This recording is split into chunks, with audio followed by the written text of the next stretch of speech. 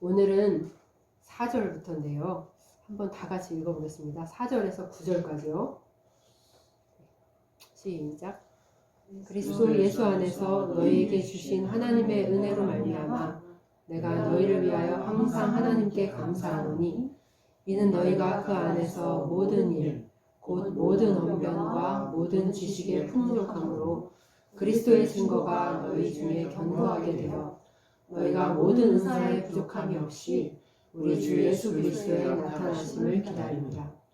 주께서 너희를 우리 주 예수 그리스도의 날에 책망할 것이 없는 자로 끝까지 견고하게 하시리라. 너희를 불러 그의 아들 예수 그리스도 우리 주와 더불어 교제하게 하시는 하나님은 이쁘시도다. 제가 그 묵상 질문 올린 게 여러분이 고린도전서 지난번에 배운 1절부터 오늘 할 9절까지 읽을 때 느껴지는 바울의 마음은 어떤 것입니까? 라고 이제 여쭈었는데요. 여러분은 이 편지의 서두에서 바울의 어떤 마음을 느끼실 수 있으셨습니까?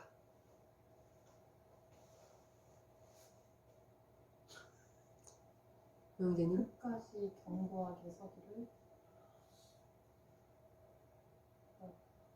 고린도 교회의 문제점에 대해서 다 들었잖아요. 네. 다 들었는데 서두에 이렇게 얘기를 하면서 그들의 문제점 이런 것들을 하나님이 다 붙잡아 주시기를 기도하면서 정말로 자기가 원하는 것들을 이렇게 서두에 쓰는 것 같아요. 그 간절한 마음으로. 우리가 참 우리를 실망시키는 어떤 것에 대해서 감사한다. 진짜로 이게 쉽지 않은 일이죠. 그러나 바울이 들은 사실 고린도 교회에 대한 소식은 굉장히 좋지 않은 소식들이었어요. 그렇지만 이 교회 공동체는 바울이 선교 여행 기간 중에 무려 1년 반을 체류하면서 이들을 가르쳤고 1년 반 동안 그리고 함께 교제하던 사람들이었고 그래서 바울은 이들에게 부어진 하나님의 은혜를 직접 목격했던 사람이었어요. 그리고 바울은 그것을 기억하고 있었어요. 그러므로 바울은 그것을 언급하고 있습니다. 나는 너희들에게 주신 하나님의 은혜로 인하여 하나님께 항상 감사하고 있다. 고린도 교회의 그 수많은 문제들을 바울은 곧바로 책망할 수 있었지만 바울은 그것보다 먼저 그들에게 부어주신 하나님의 은혜를 기억하기를 원했습니다. 그리고 그들도 그것을 기억하기를 원했어요. 거기서부터 이야기를 끌어가기를 바랬습니다. 우리는 어떤 것을 염려하는 마음으로 인해서 권면을 하게 될 때 우리가 지적하고 싶은 본론으로 바로 들어가려고 할 때가 참 많이 있죠. 처음부터 무작정 노기를 띠고 이야기할 때도 많이 있습니다. 그런데 하나님께서 너에게 참 많은 은혜를 베풀어 주셨지. 그때 네가 그렇게 힘들 그때 기억하니? 그때 하나님께서 너와 함께 해주셔서 잘 이겨낼 수 있었지? 그거 너 기억하니? 라고 말을 시작하게 된다면 이러한 것들이 듣는 사람들의 마음을 누그러뜨려서 바른 권면을 잘 받을 수 있도록 도와줄 수 있을 것입니다. 그들이 지금은 너무나 문제투성이의 교회가 되었지만 바울은 그 문제라는 프레임 속에서 교회를 보는 것으로 시작하는 것이 아니라 바울은 어떤 교회를 보고 있어요? 하나님의 은혜 안에 있는 교회를 보고 있어요. 문제의 교회를 보고 있는 것이 아니라 그리고 그들에게 많은 은혜를 부어주고 계시는 하나님께 초점을 맞추고 있어요. 앞에서 교회가 무엇이고 또 성도란 누구인가에 대해서 일깨워 주었던 바울은 말합니다. 그리스도 예수 안에서 너희에게 주신 하나님의 은혜로 말미암아 내가 너희를 위하여 항상 하나님께 감사하노니 이는 너희가 그 안에서 모든 일, 곧 모든 언변과 모든 지식의 풍족함으로. 여기서 4절에서 말하는 은혜는 우리가 보통 이야기하는 은혜라는 개념이라기보다는요, 그 다음에 이어진 말이 너희가 모든 언변과 지식이 풍족하다 이렇게 나오잖아요. 예, 그렇기 때문에 여기서 말하는 은혜는 특별히 은사를 이야기하는 거예요. 고린도 교회는 은사를 가진 사람들이 아주 많은 교회였어요. 예언하는 사람, 또 방언하는 사람, 그리고 방언을 통역할 줄 아는 사람들도 많았고, 또 말씀에 대한 높은 지식을 가지고 잘 가르치는 사람들도 많았어요. 여러분은 혹시 주변에서 방언을 통역하는 은사를 가진 사람을 보신 적이 있나요? 전혀 없습니다. 얘기 들은 적은 있어요. 들은 적은 있어요? 보신 적은 없어요? 가까운 사람이었어요? 네. 방언을 통역한다. 신학교에 다니는데 네. 그 한 자매가 통변이라고 하잖아요. 그렇죠? 통변의 은사가 있다고. 통변이란 말이 무슨 얘기인지는 잘 모르겠는데 그게 그 방언을 방언을 통역하는 거. 네. 근데 사실 지금은 이런 은사를 가진 사람들이 굉장히 드물어요. 저는 그 방언을 통역하는 사람에 대해서 정확하게 그 실체를 유튜브로도 그렇고 어디서도 이렇게 별로 본 적이 없는 것 같아요. 네. 지금은 이런 은사를 가진 사람들 보는 게 참 힘들지만 고린도 교회는요, 이런 모든 언변과 모든 지식, 즉 말과 관련된 은사들, 그리고 지식과 관련된 은사를 아주 풍성하게 받은 사람들이 많았어요. 바울은 이것을 그대로 인정하고 있죠. 그들은 아주 놀라운 능력을 가지고 있었어요. 그러나 바울은 그들을 높이지 않습니다. 만약에 원주에 있는 어느 교회에 이런 은사를 가진 사람들이 막 수십 명 있다. 그럼 사람들은 와, 저 교회는 어떻게 저렇지? 정말 대단하다. 이러면서 그 교회를 우러러보게 될 것입니다. 그리고 그 교회에 다니는 사람들은 뭔가 자랑스러워하거나 우쭐해 할지도 모르겠습니다. 그러나 바울의 말에는 전혀 이런 요소가 없어요. 바울은 그들의 은사로 인해서 그들을 높이 사거나 칭찬하지 않습니다. 바울은 이렇게 말할 뿐이에요. 너희에게 주신 은혜로 말미암아 하나님께 항상 감사한다. 그들의 모든 풍성한 은사를 인정하고 함께 기뻐하지만 바울이 그들에게 분명하게 가르쳐주고 있는 것은 그로 인해 칭송을 받을 분은 오직 한 분 하나님이시라는 것입니다. 그 모든 풍성한 은혜와 은사가 결코 그들의 자랑거리가 될 수 없다는 것이죠. 바울은 이렇게 말하는 것입니다.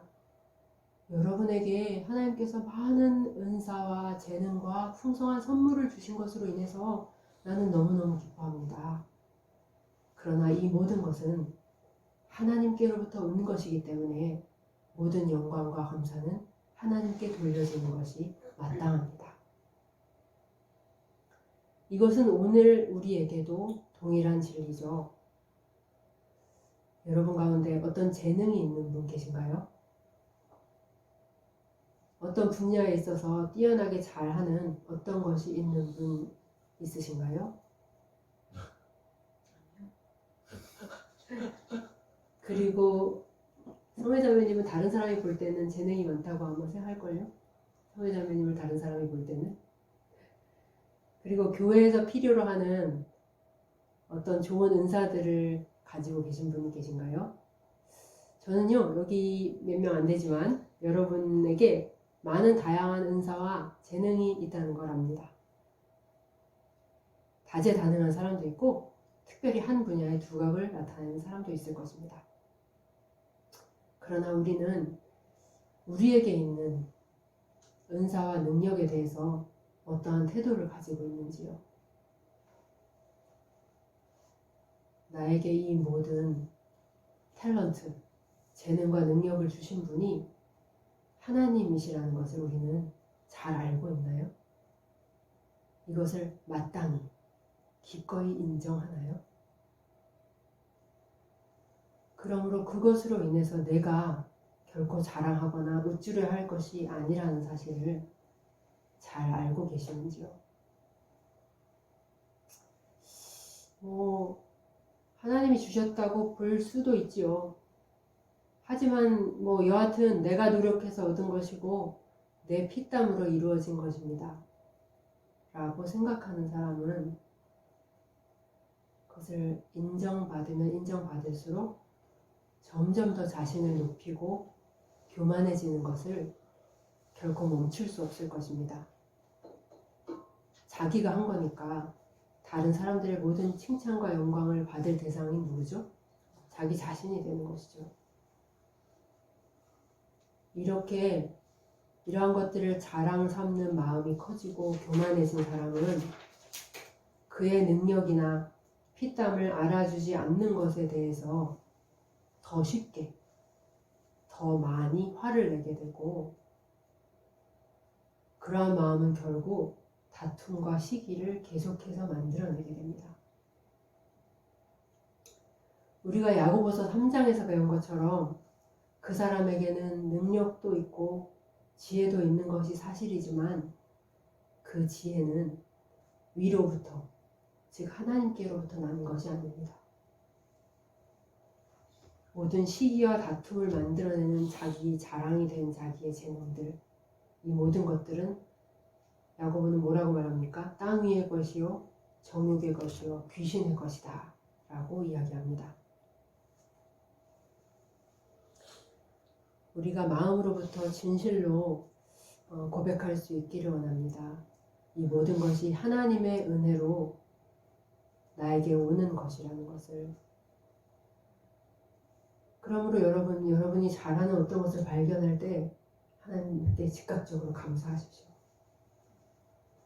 우와, 내가 역시 나는, 이런 생각이 아니라 내가 잘하고 무언가 조금 뛰어난 어떤 재능들을 발견하게 될 때, 내게서 발견하게 될 때 우리가 즉각적으로 보여야 할 반응은 감사드리는 것입니다. 또 두 번째로 은사에 대해서 이런 태도를 보이는 사람들이 있는데요. 고린도 교회의 문제를 보면서 저 봐, 방언이나 예언이나 이런 거는 다 수준 낮은 은사들이야.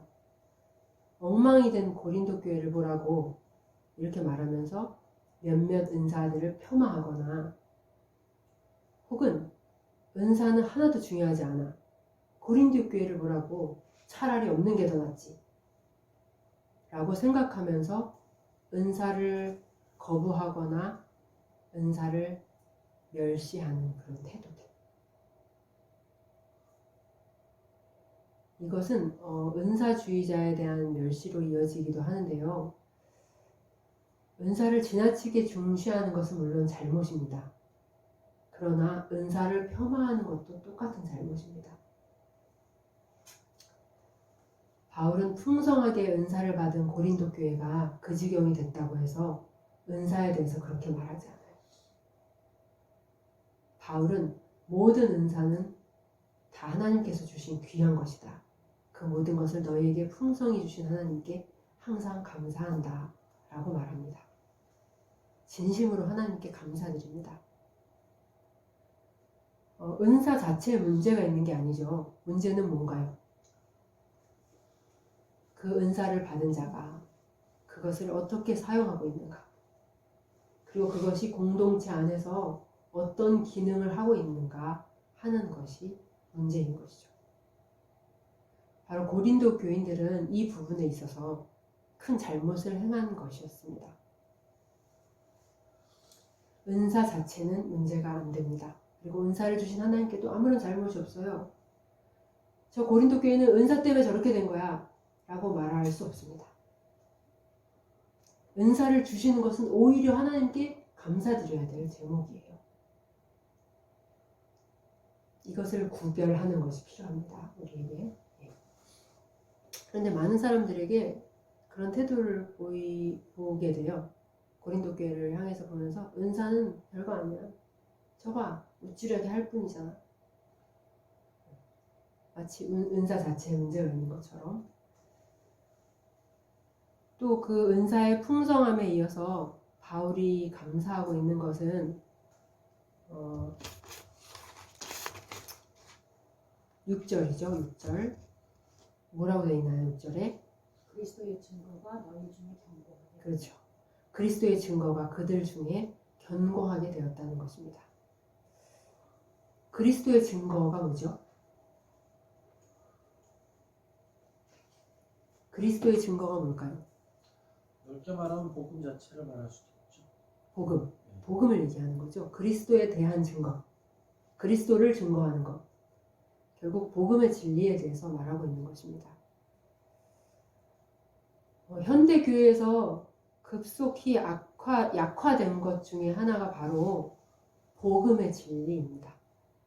복음이에요. 복음. 그리스도를 증거하는 이 복음이 확고하게 설 때 교회가 튼튼해지고 또 성도 개개인의 삶이 평안과 기쁨으로 충만해지는 것인데, 이것이 되지 않아서 계속해서 교회가 약화되니까 많은 다른 프로그램들을 자꾸 교회에 들여오게 되는 것이죠. 그래서 아니에요, 복음이면 충분합니다 라는 그런 슬로건까지 나오게 된 것이죠. 교회에 오래 다녔지만 복음을 알지 못하는 사람들이 많이 있습니다.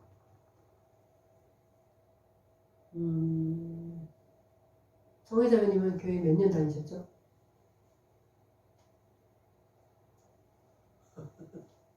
처음 다닌 날부터? 처음? 그러니까 본격적으로 다닌 날부터 교회에 20년? 수연자매님은 교회에 다닌 지 몇 년 됐죠? 뱃속에 있을 때부터 다녔나요? 뱃속에 있을 때부터? 네. 그런가? 본인이 자발적으로 다닌 걸 따져야지 무슨 뱃속을 무슨. 그럼 유치원 때부터? 본격적으로 주력이 되게. 하여튼 매주 교회에 오게 된 게 언제부터였어요? 태어날 때. 주일학교 다녔어요. 주일학교. 그러면은 20 몇 년 되겠네요? 20년? 20 몇 년? 30년. 30년이야. 오자매님은 몇 년 되셨죠?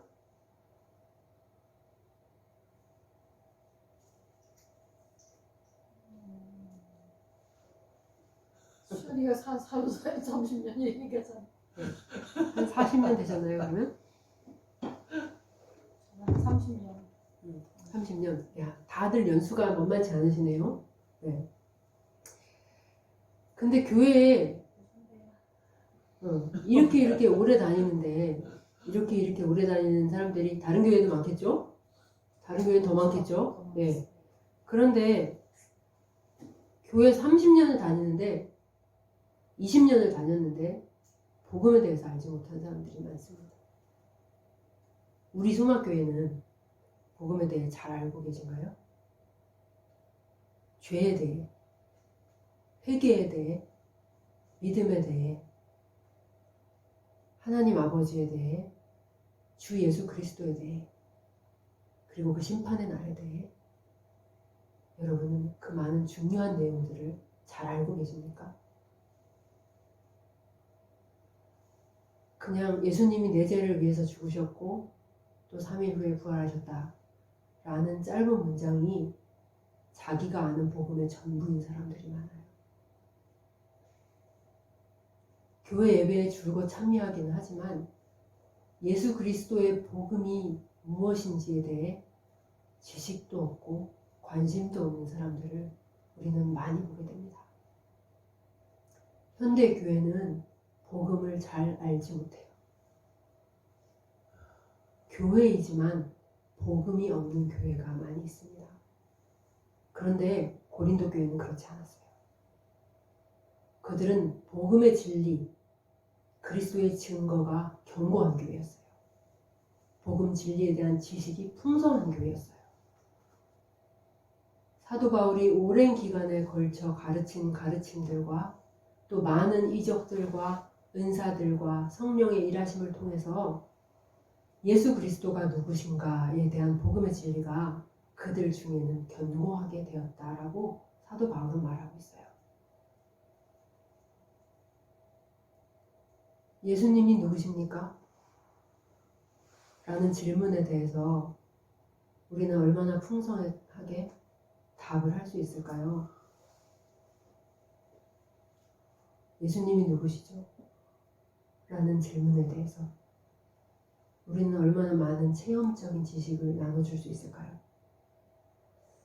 우리 찬송가 가사를 한번 잠깐 살펴볼 텐데요. 지금 가지고 계신 찬송가 96, 이거 그냥 여기 틀어진 것으로 한번 속으로 조그맣게 처음부터 틀어주세요.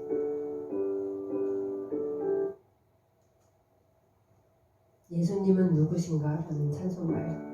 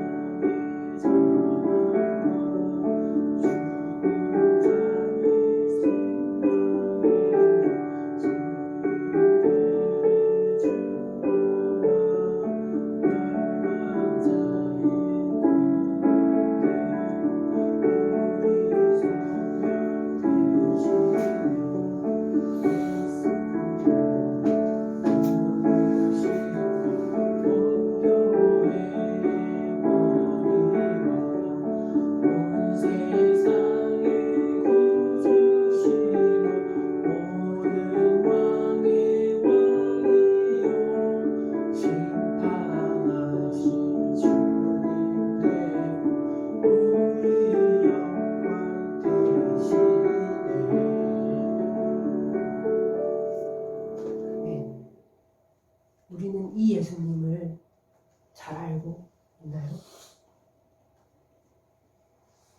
여러분이 울 때 그리스도가 정말 여러분의 위로가 되십니까? 여러분에게 아무것도 없을 때 그분이 정말 여러분의 풍성이 되시나요? 여러분이 정말 비천한 자리에 있을 때 그분이 정말 여러분의 높음이 되십니까? 여러분은 이 예수님을 잘 알고 계신가요? 예수님은 누구신가?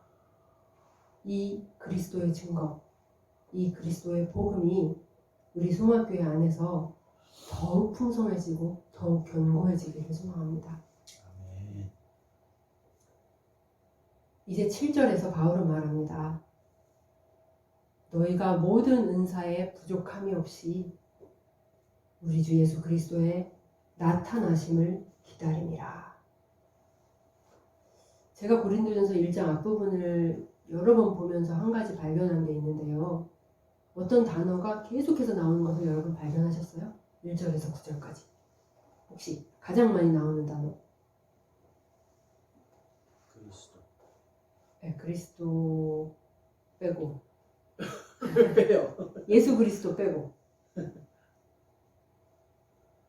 주라는 단어가 굉장히 많이 나와요. 몇 번 나오죠? 1절에서 9절까지.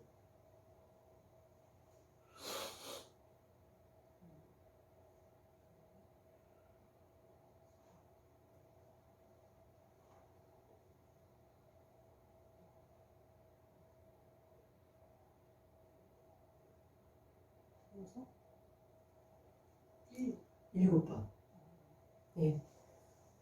9개 구절에서 무려 주라는 단어가 7번 나옵니다. 그리스도는 주이시다. 그리스도는 고린도 교회 너희의 주이시다. 바울은 제멋대로 행하고 있는 고린도 교회에 이것을 계속 인식시켜주려고 한 것이 아닐까요? 그래서 이 주라는 말을 계속해서 의식적으로 사용하고 있는 것 같아요. 여러분, 우리도 한번 마음을 담아서 고백해 볼까요? 따라 해보겠습니다. 예수 그리스도는 예수 그리스도는 나의 주이십니다. 주이십니다. 예수 그리스도는 나의 주님이십니다. 아멘. 나의 주인이십니다. 네, 나의 주인이십니다. 그분은 우리의 주인이십니다. 예수 그리스도께서 우리를 사셨어요. 그분의 피로 우리를 사셨습니다. 바울은 고린도 교회에 쓰는 이 편지의 서두에서 너희가 주 예수 그리스도의 무엇을 기다리고 있다고 말합니까? 예, 나타나시. 주 예수 그리스도의 나타나심을 기다리니라. 예수 그리스도의 나타나심을 다른 말로 한번 표현해 볼까요? 예수 그리스도의 재림, 또 예수 그리스도의 다시 오심. 이거 아주 다양하게 표현할수록 좋습니다. 또 현현, 네, 또 왕으로 오심, 심판하러 오심. 예, 다 아주 우리는 이걸 가지고 한 20가지로도 표현할 수 있을 거예요. 너희가 뭐라고 있다? 너희 주 예수 그리스도의 나타나심을 기다리고 있다. 네, 교회가 지금 하고 있는 일이 바로 이거예요. 뭐죠? 기다림. 나타나심을 준비하는. 교회, 모든 참된 신자들에게 있어서 지금은요, 기다리는 시간이에요. 지금 우리는 다 기다리고 있어요. 무엇을요? 주 예수 그리스도의 나타나심을. 그리스도의 영광스러운 다시 오심을. 참된 신자들은 모두 다 그것을 기다리는 시간을 살고 있는 것입니다.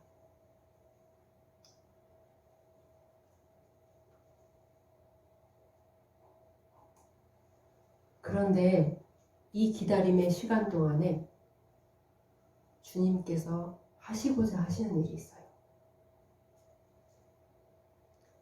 주님은 우리가, 교회가 너무나 허약하고 초췌하고 또 빈곤한 모습으로 주님을 기다리기를 기뻐하지 않으세요.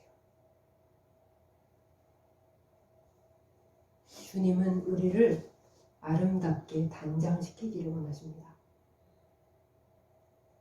그날 주 앞에 우뚝 설 수 있도록 정결하고 아름다운 신부로 흠없이 설 수 있도록 교회를 풍성한 은혜로 채우셔서 그들로 하여금 주님의 나타나심을 기다리게 하는 것, 이것이 바로 하나님의 기뻐하시는 뜻입니다.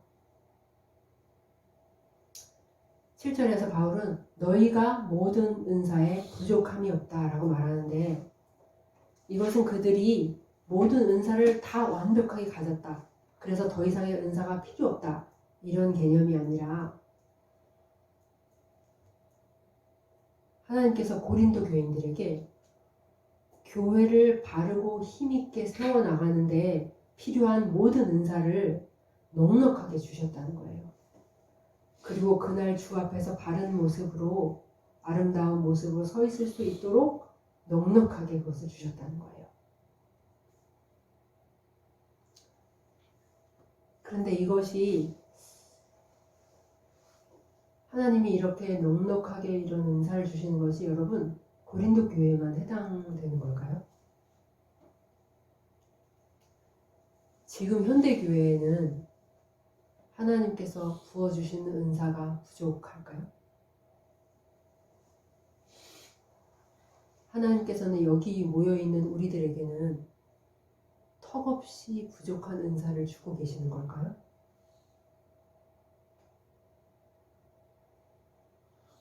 은사를 주심은 교회를 바르게 든든히 잘 세워가도록 하기 위하심인데 그런 은사를 지금 우리에게는 부족하게 주시고 있는 걸까요?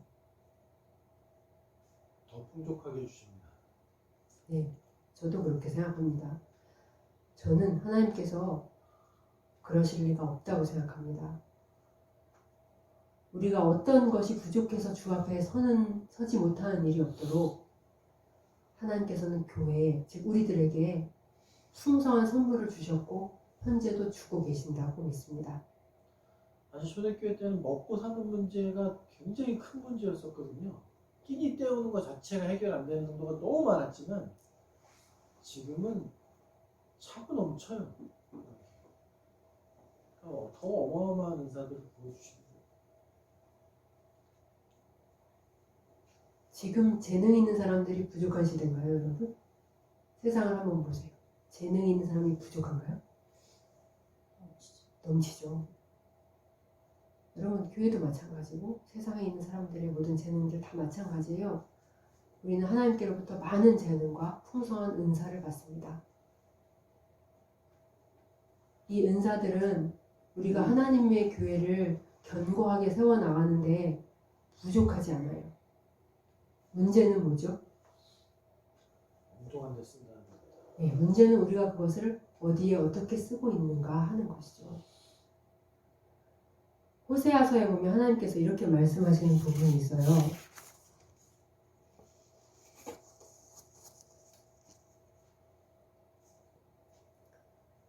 곡식과 새 포도주와 기름은 내가 그에게 준 것이요 그들이 바알을 위하여 쓴 은과 금도 내가 그에게 더하여 준 것이거늘 그가 알지 못하도다. 하나님께서 이스라엘에 곡식과 새 포도주와 기름을 주셨고 또 은과 금을 더하여 주셨습니다. 그런데 그들은 하나님께서 주신 것들을 어디에 사용했죠? 내가 준 것들을 너희는 바알을 위해서 우상을 섬기는 일에 썼구나 라고 말씀하십니다. 그리고 그 다음 절에는 이제 내가 준 모든 것들을 도로 찾아가겠다 라고 말씀하십니다. 여러분, 우리는 어떻습니까? 여러분에게도 재능이 있죠. 여러분도 뭔가 잘하시는 것이 있죠. 받은 은사가 있죠. 여러분, 그런데 그것을 여러분은 하나님의 교회를 위해서 열심히 사용하고 있나요?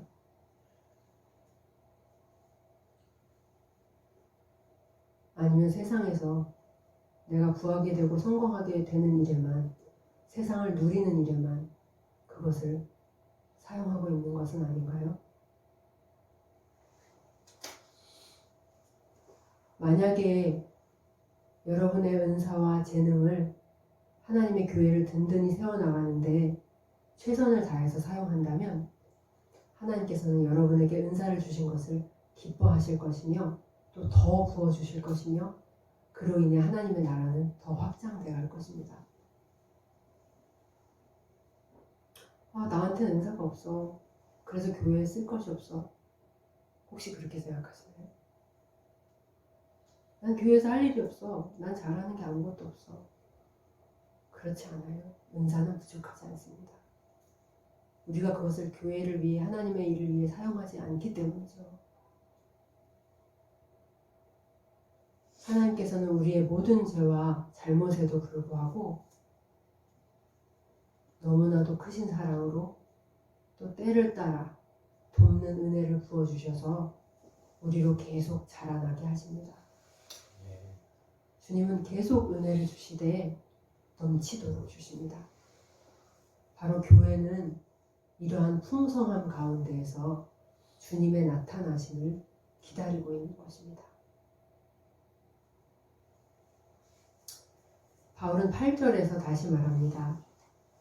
주께서 너희를 우리 주 예수 그리스도의 날에 책망할 것이 없는 자로 끝까지 견고하게 하시리라. 주님께서 교회를 어떻게 하신다고 바울은 말하고 있죠? 그리스도의 날에 책망할 것이 없는 자로 끝까지 견고하게 하신다. 바로 이것이 하나님의 뜻입니다. 우리가 비슷한 다른 본문을 한번 볼게요.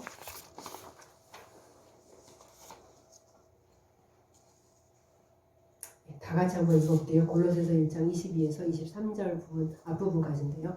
시작. 이제는 그의 육체의 죽음으로 말미암아 화목하게 하사 너희를 거룩하고 흠없고 책망할 것이 없는 자로 그 앞에 세우고자 하셨으니 만일 너희가 믿음에 거하고 터 위에 굳게 서서 너희들은 바 복음의 소망에서 흔들리지 아니하면 그리하리라. 아주 유사한 말을 하고 있죠. 바울이 여기서 하나님의 뜻은 바로 그날에 우리를 거룩하고 흠없고 책망할 것이 없는 자로 그리스도 앞에 세우시는 거예요. 이것을 바울은 굳게 믿고 있습니다. 주님께서는 주 예수 그리스도의 날에 반드시 우리를 그렇게 세우실 거예요. 이걸 믿고 계십니까? 네. 그런데 여러분, 이거는 자동적으로 주입되는 것이 아니라는 사실을 우리는 유의해야 돼요. 이것은 자동적으로 그냥 되는 것이 아니에요. 우리가 지금 여기서 어떻게 살든 나는 그날에 하나님께서 책망할 것이 없는 자로 세운다고 하셨으니까 그렇게 설 거야 라는 것이 아니라는 거예요. 하나님께서 어떤 약속을 주시면 자신이 어떻게 해도 그 약속이 성취될 것이라고 잘못 이해하는 사람들이 많이 있습니다. 그런데 여러분, 악인들에게는 약속의 성취가 없어요. 여러분, 악인은 누구죠? 성경이 말씀하시는 악인은 하나님을 가까이 하지 않는 사람, 믿음이 없는 사람, 죄와 정욕과 세상을 사랑하는 사람, 이런 사람들에게는 약속이 이루어지지 않습니다. 이 8절의 약속 역시 의인에게 주신 약속이에요. 의인은 어떤 사람이죠? 완벽하게 순종하면서 사는 사람인가요? 완벽하게 순종하면서 사는 사람이 의인인가요? 성경이 말씀하시는 의인은? 아니죠. 성경이 말씀하시는 의인은 믿음으로 사는 사람이에요. 오직 의인은 믿음으로 말미암아 살리라. 바울이 여기 23절에서 말한 것처럼 믿음에 거하는 사람, 그리스도의 터 위에 굳게 서 있는 사람, 그리고 복음의 소망을 꼭 붙들고 있는 사람,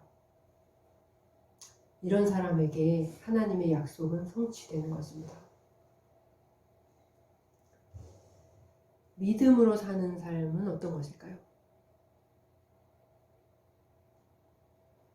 여러분, 잠시 후에 분명히 결혼 예식이 있는데 부시시한 모습으로 잠옷 차림으로 신부 대기실에 앉아있는 신부는 단 한 사람도 없을 것입니다. 신부는 어떻게 하면서 대기실에서 예식을 기다릴까요? 최선을 다해서 아름답게 단장하겠죠. 자신을 가장 아름다운 모습으로 열심히 부지런히 그 시간이 다가오면 다가올수록 자기 자신을 그런 것들로 꾸밀 것입니다. 동일한 원리예요. 여러분, 믿음이 있는 사람은 신랑이신 그리스도께서 나타나실 그날을 믿음과 소망으로 바라보면서 정결함과 거룩함으로 자신을 아름답게 단장하는 사람입니다.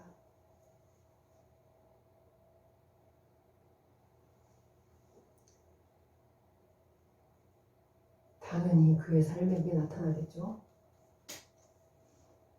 배나무가 배라는 열매를 내듯이 믿음의 사람은 믿음이라는 열매를 내보이며 살아가요. 믿음이 있다면, 여러분에게 믿음이 있다면 여러분의 삶에도 믿음이 보인다는 것입니다. 여러분, 삶은 정직하죠. 여러분이 지금 살고 있는 삶은 여러분이 누구인가를 나타냅니다. 여러분의 삶은 여러분 속에 있는 것을 그대로 드러냅니다.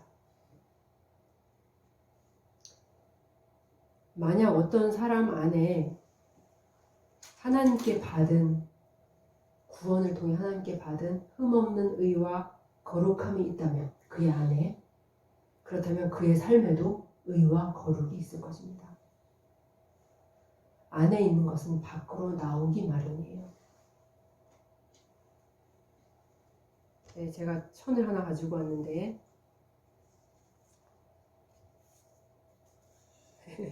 이게 속이에요. 속. 그 사람의 속. 손가락이. 그러나 그 사람의 속은 보이지 않죠. 그 사람의 속에 뭐가 있는지 우리는 정확하게 알 수 없고 성경은 그날까지 감추어져 있다고 그래요. 감추어져 있어요. 자, 그러나 손가락이 비치죠. 이 속에 있는 게 밖으로 비춰지는 거예요. 삶이 바로 이런 천과 같은 역할을 합니다. 여러분 안에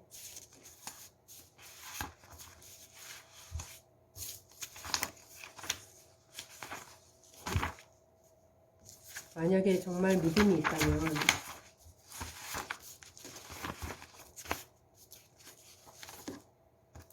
우리 안에 있는 믿음은 보여지지 않잖아요. 그렇죠? 정확하게 알 수 없어요. 그날까지 감춰져 있어요. 이렇게 감춰져 있어요. 자, 그런데 보여요. 삶으로.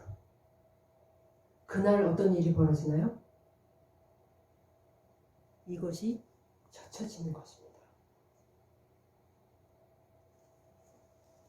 여러분 안에 구원이 사실은 없고 생명이 사실은 없다면 여러분의 생활 속에서도 구원과 생명의 향기는 없을 것입니다. 그러나 구원이 있고 여러분 안에 진정으로 생명이 있다면 여러분 그 생명을 드러내고 그 구원을 드러내는 삶을 사십시오. 여러분 안에 정말 하나님께 받은 의와 거룩과 정결함이 있다면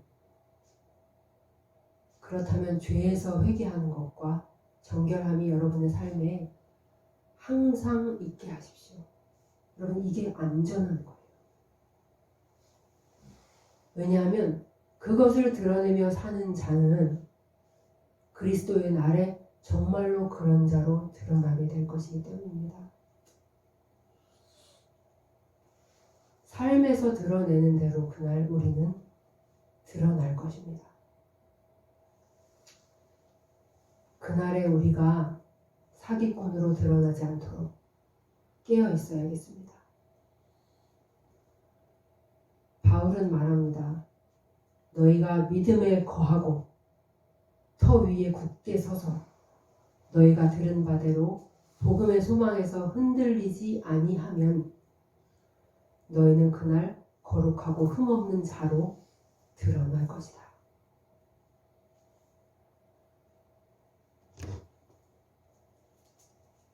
자기 안에 구원과 생명과 믿음이 있어서 그 믿음으로 달려가는 자가 그날에 믿음 있는 자로 드러나게 될 것이에요. 여러분, 지금 우리가 땅에 속한 자로 계속해서 살아가고 있다면 그날 하늘에 속한 자로 드러날 것이라는 착각을 버려야 돼요. 땅에 속한 자로 살아가는 자는 그날 너는 땅에 속한 자다 라고 드러나게 될 것입니다. 하늘에 속한 자로 살아가는 자는 그날 하늘에 속한 자로 드러나게 될 것입니다.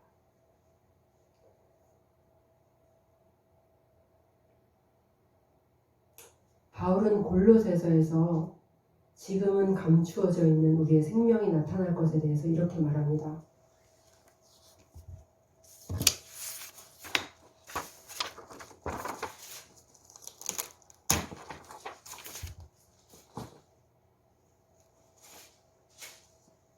한번 읽어보겠습니다. 시작.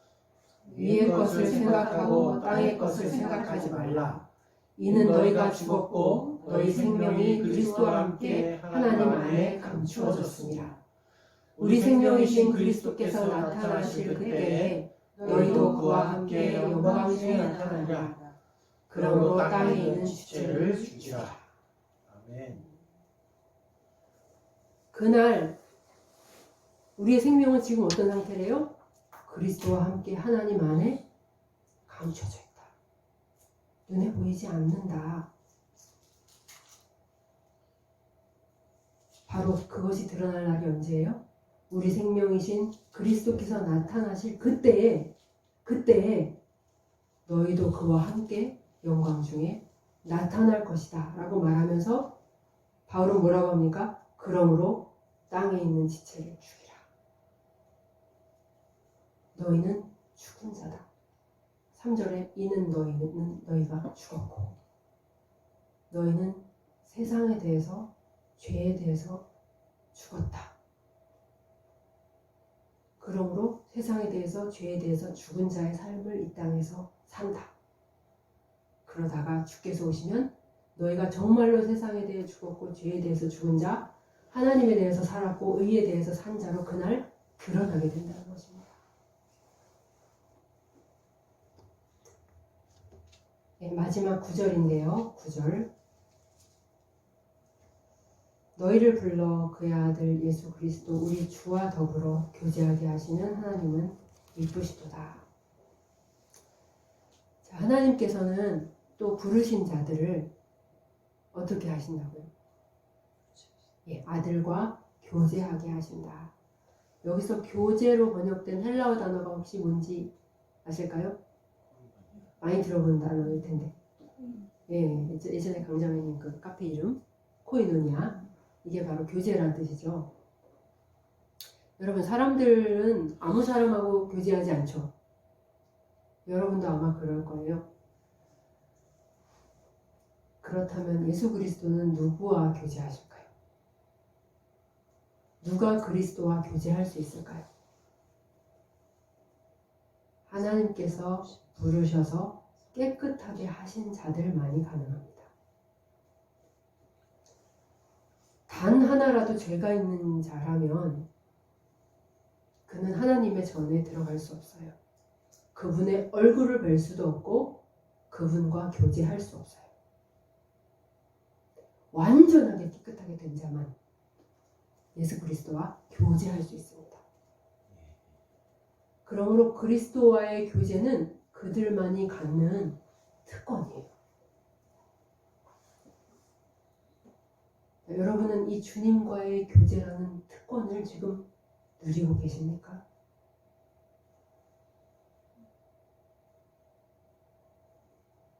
완전하게 깨끗함을 받은 자가, 받은 내가, 여러분이 주님 앞에 나갈 때 주님은 여러분에게 이렇게 말씀하세요.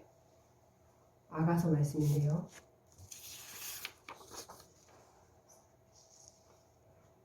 우리에게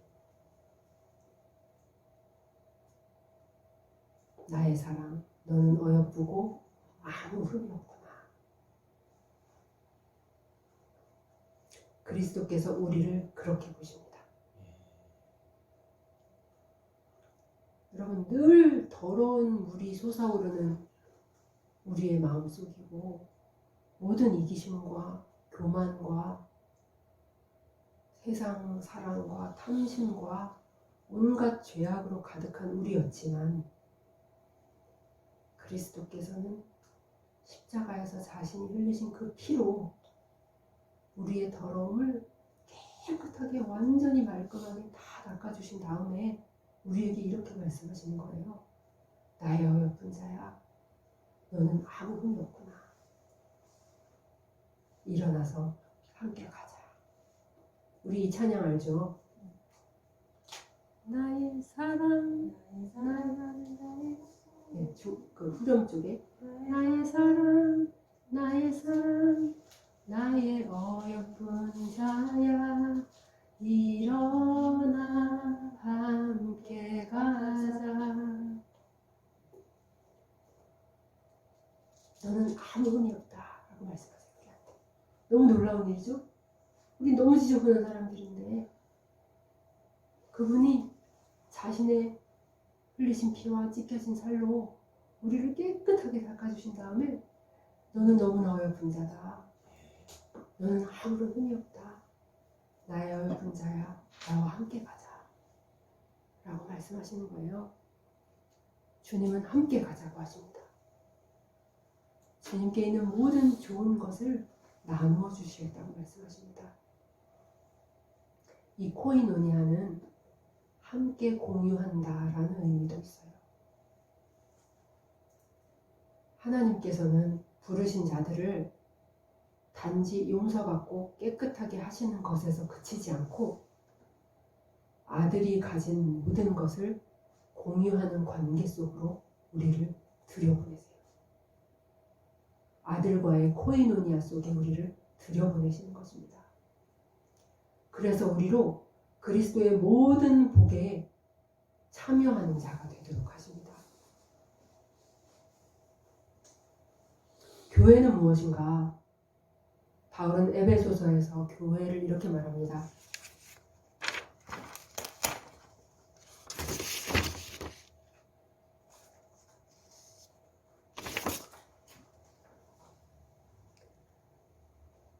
교회는 그의 몸이니 만물 안에서 만물을 충만케 하시는 자의 충만이니라. 교회가 만물을 충만케 하시는 자의 충만이래요. 그래서 바울은 이것을 간구하는 것입니다.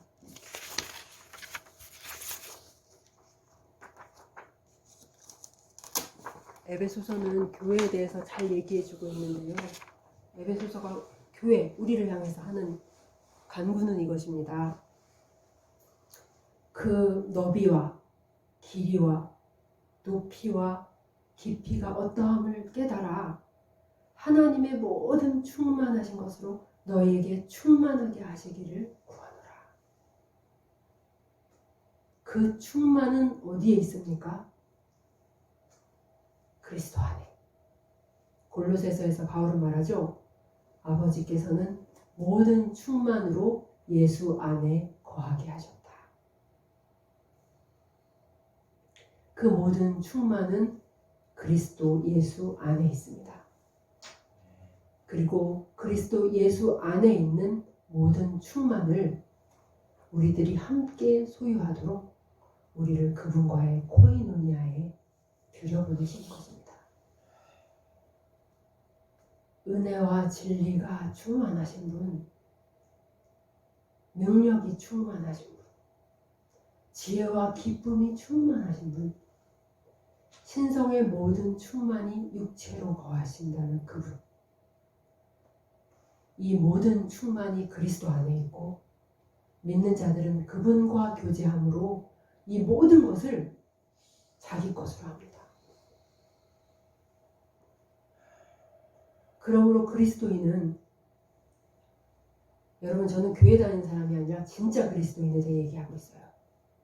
진정으로 복음을 믿고 그리스도께로 돌아선 자들, 그리스도를 주님으로 섬기고 사랑하는 자들에 대해서 저는 말하고 있습니다. 만약 여러분 중에 아직 진짜 그리스도인이 되지 않은 사람이 있다면 그는 먼저 그리스도인이 되어야 합니다. 그러므로 그리스도인은 이들은 세상의 그 어떤 사람들과도 같지 않은 사람들입니다. 왜요? 이들은 하나님의 모든 충만을 함께 소유한 자들이기 때문입니다.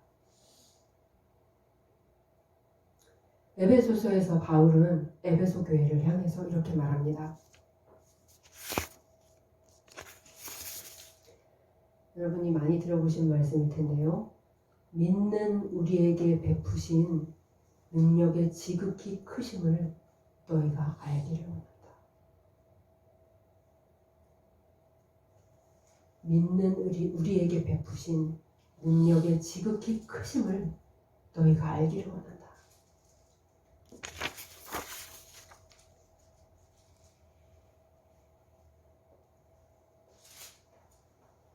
여러분, 우리는 이것을 잘 알고 있습니까?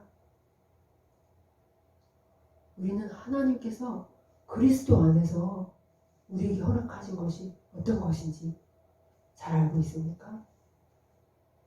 우리는 이것을 얼마나 믿음으로 취하고 누리고 있습니까? 아니면 야, 너가 진짜 세상 사랑을 버릴 수 있을 것 같아? 네가 성령 충만한 날이 진짜 너한테 올 것 같아? 너가 정말 할 수 있을 것 같아? 너는 그렇게까지는 할 수 없어. 라는 사탄의 목소리에 위축되고 움츠려들고 있나요?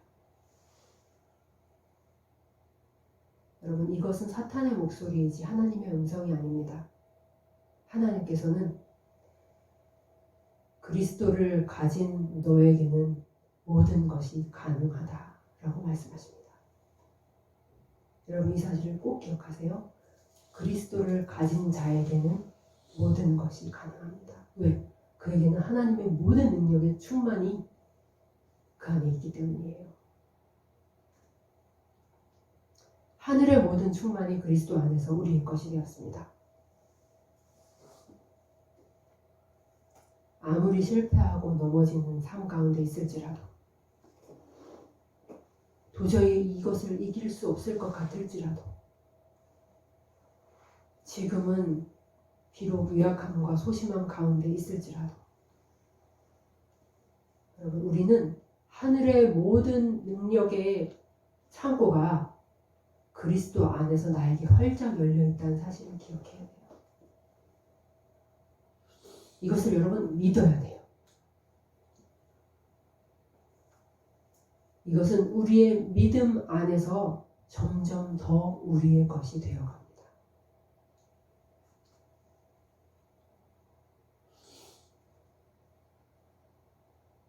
여러분, 우리에게 베푸신 능력의 지극히 크심을, 우리에게 베푸신 능력의 지극히 크심을 우리는 알고 있습니까?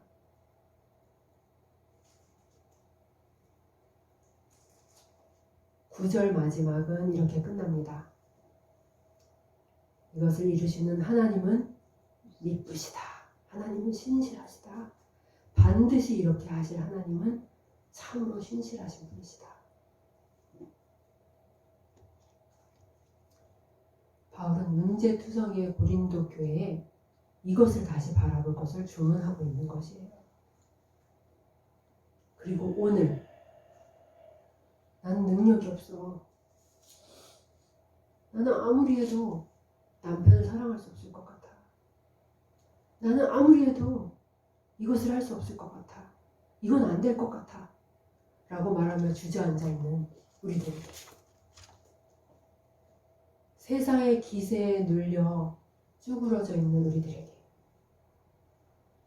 바울은 주님께서 믿는 자들에게 허락하신 능력의 지극히 크심을 알 것을 요청하고 있습니다. 지금은 넘어져 있지만 영원히 계속 넘어지지는 않을 것이라는 것을, 지금은 약하지만 영원히 계속 약하지는 않을 것이라는 것을 주님께서 너희를 견고하게 그날 주 앞에서 아무런 책망을 받을 자가 없는 자로 든든히 세우실 것을 믿고 나아가는 것입니다.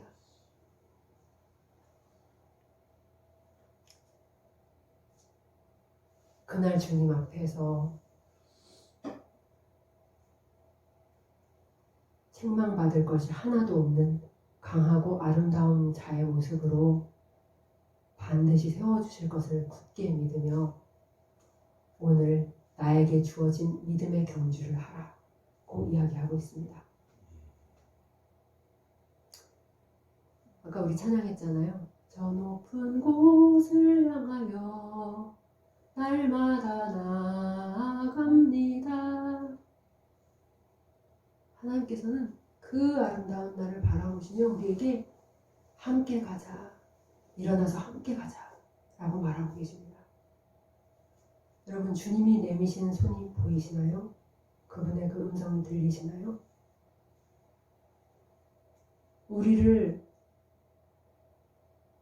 끝까지 견고하게 아름답고 정결한 신부의 모습으로 굳건하게 세우실, 그렇게 하시겠다 약속하신 그 주님의 신실하심을 여러분 믿으십니까? 아멘. 그것을 믿고 주만 바라보며 주를 위해 사는 이 땅의 남은 삶 되기를 간절히 소망합니다. 잠깐 기도하고 마치도록 하겠습니다.